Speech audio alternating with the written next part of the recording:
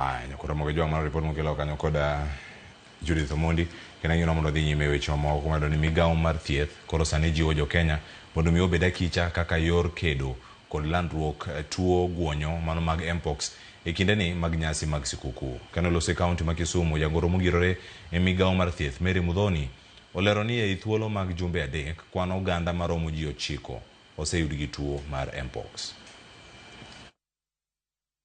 I have seen a spike in terms of numbers in the last 2 weeks, in which by the time we closed for holidays 3 weeks ago, we were at 20-something, and now we have 31 confirmed cases.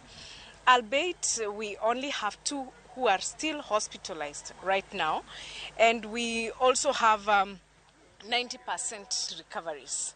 So 28 out of the 31 have already recovered. Let us maintain the highest level of hygiene. In 2020.